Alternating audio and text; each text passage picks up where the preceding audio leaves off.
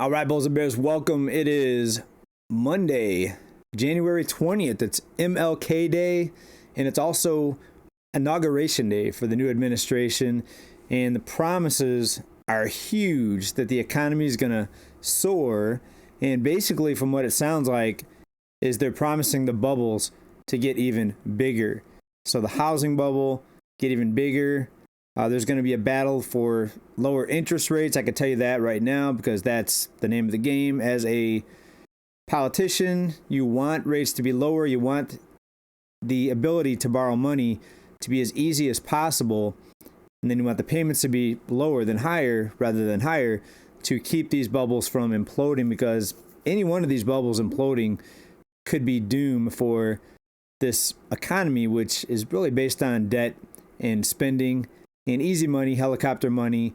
So it's going to be more of the same, pushing for lower interest rates, more money creation, money out of thin air, being pumped into the economy, more debt forgiveness because the people that are loaded up on debt, they need help like never before. And we're seeing new programs just announced here recently. Let's go ahead and jump right into it. And this first story comes out of AMNY, so AM New York. The mayor there announced a historic medical debt relief program. 35,000 New Yorkers forgiven of debt worth $80 million. So on one hand, we're forgiving people's debt. This is New York. But then we're charging them for going into the certain radius into the city, and certain parts of the city. We're charging them a congestion fee is what they're calling it. Folks, try to make this make any sense. I mean, what do you think about all this? We're forgiving debt because people have so much debt, but now we're charging people for coming into the city, congestion pricing. So maybe some of the tourists will make the city more money and they could hand it out to people, but yet we're forgiving debt. Folks, this whole thing is just bonkers, backwards, upside down, inside out.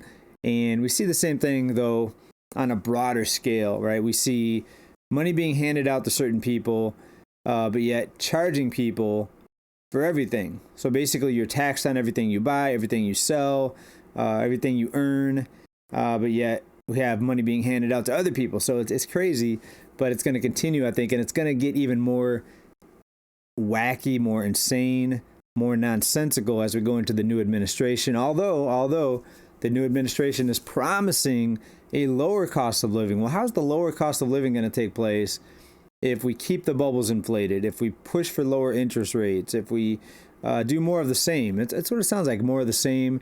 There's some changes being made. There's, in fact, 100 plus executive orders. I heard as high as 200 that are going to be signed on the first day. So time will tell. We'll see how it plays out. But we've got the big crypto meme-coing announced today by the incoming president. And it's already made $58 billion, folks. People piling their money into this coin that's kind of like the dollar, created out of thin air. And we'll see how this plays out, folks. Are these people being taken for a ride, or is this something that's going to go to 100,000 like Bitcoin, right? I don't even know anymore, folks, when it comes to crypto. I mean, it's already went completely bonkers, and I've made some money off of it, thank goodness. But I've never expected things to get this crazy where you put out a meme coin and all of a sudden you make over $50 billion in one day, folks. It's insanity. So on one hand, you see all these people loaded up on debt. We need debt forgiveness. We see bankruptcies rising, defaults rising. 60% of people, as I reported in my last video, are not paying off their card in full each month because of the higher interest rates and the accumulation of debt now. So it's just a matter of time before this wheel comes off of the vehicle when it comes to this credit card debt. But yet we see $58 billion pumped into a meme coin that was just created. And a lot of it, I believe, is the billionaires, just like the stock market, mostly controlled by the billionaires. When you look at stocks, it's about 90% of all stocks are owned by the top 10%. So, folks, this is mostly big money, I think, getting into the meme coins. But sadly, it's probably a lot of little investors and mom and pops, getting into this meme coin. But who am I to say it's not going to go up? I mean, when you look at the way people think, maybe a lot of people will just jump into this. I think it's going to be very volatile, though. I think you're going to see a lot of billionaires sell off once it gets up to a certain level. and it's going to be a lot of the mom and poppers, a lot of the small retail investors, the working class, middle class people that are going to get taken for a ride, and they're going to be big time underwater. That's just what I think is going to happen. Maybe I'm wrong. I mean, let me know what you think about this down below, but this looks like a scheme to me, and that's the way it's being reported out of certain outlets, but we'll see how it plays out, right? All right, let's move on here. TikTok was spared, and a lot of people are happy. A lot of these TikTokers are making money doing TikTok. Now, I get kind of mixed reactions to this. Some people say TikTok's junk. These people on TikTok are cuckoo, but it is actually good for people to have a place to post their thoughts and their content, just everyday people. So every person that puts out their own content, that's a little bit more money for the people and less money for maybe the big media company that's running commercials on cable TV. And as the audience dwindles from cable TV and moves more towards social media, I think most of us should really want more options for people to put out their content, to put out their thoughts, to put out their opinions. So I'm for all kinds of different platforms thriving, and I'm glad to see actually that it was saved. I don't use TikTok. I think I uploaded some stuff maybe a couple years ago, but I really don't use that. I just don't have time. But I do appreciate that people have that option to put stuff out there in different platforms. And sorry, I forgot to turn on my my other light here. And what was it we talked about? Maybe 3 or 4 months ago, we talked about the TikToker who started putting out content on OnlyFans, ended up making $40 million in a year. She put out these weird dance videos. She was kind of a curvy figured person. And so many people watched the TikTok videos that she made $40 million in OnlyFans, putting out other types of content on OnlyFans, right? So on one hand, you say that's ridiculous. But on the other hand, if people are paying money for that stuff, can you blame the person that's making the money? If people are buying these meme coins, if they're going over to OnlyFans and making these people rich, I mean, who do you blame? Do you blame the people throwing the money at it, or do you blame the people making money off of it? It's very interesting when you think about it. Right, let's move on to de-dollarization. In this case, there may not be any more de-dollarization. Headline out of a Watcher, GUR, Brics realize they cannot challenge the US dollar, folks. So with the recent administration taking the reins again, taking power, there's been a kind of a reversal and a shift in the Brics nations now because they're being threatened. I believe, if I read it correctly, they're being threatened with 100% tariffs if they trade outside of the dollar. So now it's being reported that Brics realize they cannot challenge the US dollar. And some of these Brics nations actually saw a big drop in their own currencies. The Brics alliance, which kickstarted the de-dollarization agenda, is now reeling under pressure from the US dollar with this new optimism. Brics country India's, their local currency, the rupee, has fallen to a lifetime low of $86. Wow, how things change very rapidly. It was years we were told about de-dollarization, the dollar's losing value. But keep this in mind, when it comes to what you can purchase for your dollar, it is still losing value as long as there's inflation and not deflation. And yes, they're saying inflation is slowing, but it's not deflation. So in other words, your dollar buys less and less, even with a lower inflation print. So even if it goes down to 1% inflation, that's still inflation. And that means your dollar is buying less. So your dollar is being devalued every day. But when compared to other fiat currencies, yes, the dollar is still holding up strong. And now with this threat against these countries going outside the dollar and these tariff threats, the dollar is strengthening, and some of these other currencies are dropping a lifetime low for the rupee. So very interesting. We'll see if this plays out. The threatened 100% tariffs if they plan to abandon the US dollar for trade. The alliance is now left obeying these demands, as a tariff increase would only hurt their economies. So as long as you have all this money that you can just create and endless buying power, basically, the U.S. consumer has endless buying power. And remember, if people get too far loaded up on credit card debt, they can do debt forgiveness, they can wipe it off, and they can even charge it away. I mean, bankruptcy. And then it starts all over again. The same people can go ahead and charge up more debt and buy more goods. And I think the world knows this, and they're obeying these tariff threats anyway. We'll see how it plays out, but that's how things are playing out so far with those threats. That actually, it was only a few months ago they announced those, and it's already having a big impact, it looks like. And here's how one major news outlet puts it. They call it an experiment. And yes, it is an experiment. Like I've been saying in our recent reports here, we've never seen this type of rapid changeover in so many different areas of law, the economy, everything else. The current agenda heralds an economic experience for the U.S. with the tariffs, the tax cuts, with already elevated debt, elevated interest rates, lingering inflation. So it's going to be very fun to watch. I mean, grab your popcorn, folks. I mean, especially if you're in a position where you're not struggling, you're not desperate right now. And I know 7 out of 10 people are. So I may not be speaking to a lot of you when I say this, but to a lot of us, if you're not stressed out to the max because of the debt, it's going to be sit back and eat your popcorn time and take a look. But then again, most people are struggling, working multiple jobs, stressed out to the max every month just to pay their cost, their housing cost, their utility cost, their vehicle insurance, home insurance. If you can buy home insurance. I mean, if you're in Florida or California, it's very difficult for you to even find home insurance right now. And if you can find it, it costs a lot of money. So you would think that the higher cost of owning a home would start having more people sell and get out from under that mortgage or get out from under that high cost. But when renting is also in a bubble, I think it's also in a bubble. Doesn't mean that it can't go up. But when renting is also so expensive, it's not a cheaper option.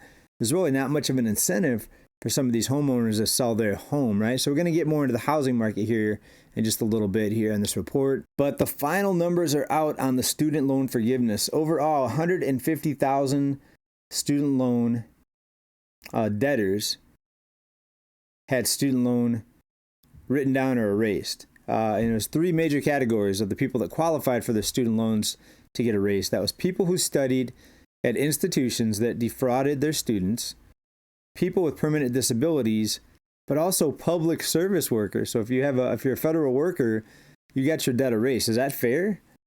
Is that fair to someone else working in a different sector that's not working in the public sector, that the public sector people got their debt erased, but the other people didn't? So very interesting when you see the winners and the losers are basically selected.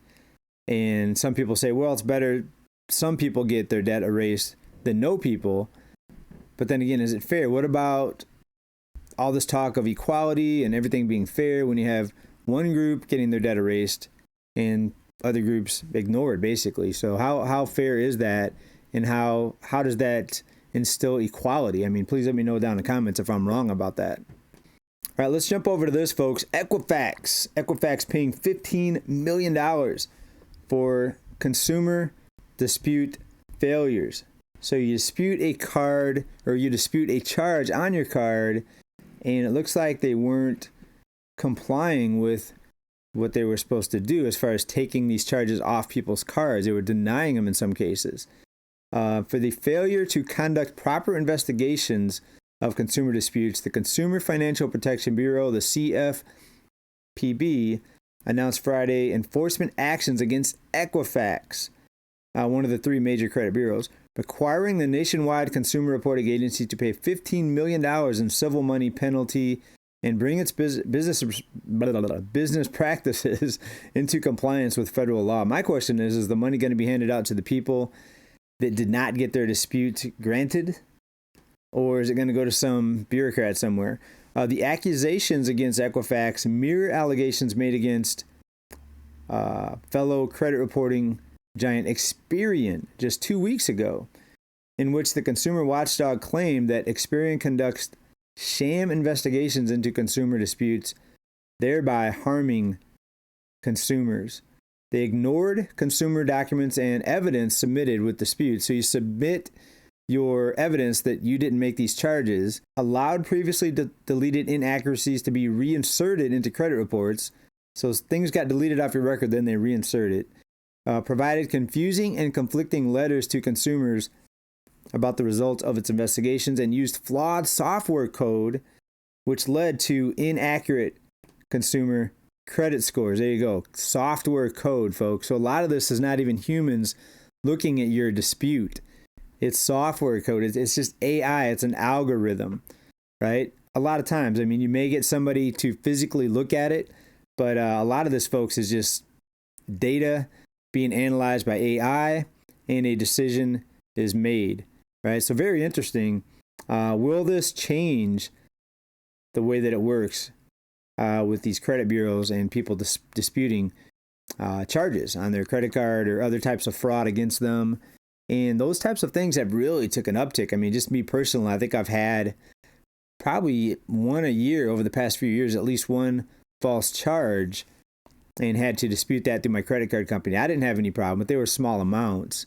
I did have one that was $800, and my credit card company, Capital One, actually denied the charge just because it was outside of where I was actually swiping my card. So I was swiping my card around, San Diego where I live, and this was a charge up in San Francisco on the same day that I charged my card. It's possible that I could have flown up there or even driven up there in one day, but they flagged it as suspicious and gave me a new card and stuff like that. Thankfully, I didn't even have to file the dispute. They did it for me and stopped the charges. That was pretty cool. So Capital One credit card company actually did me right in my most recent situation where I had that type of fraud on my card. All right, folks, let's jump into the housing market, the housing bubble, real estate.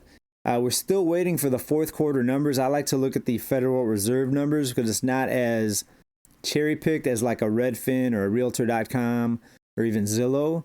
So we're going to see that. We should see that by the end of the month, near the end of the month. But for now, let's look at some of these price declines as it's being displayed out of Wolf Street here. We've got Austin.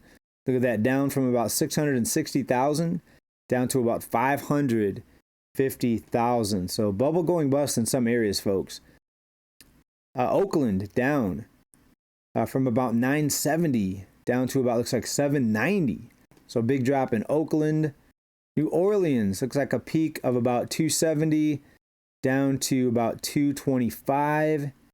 New Orleans, Louisiana.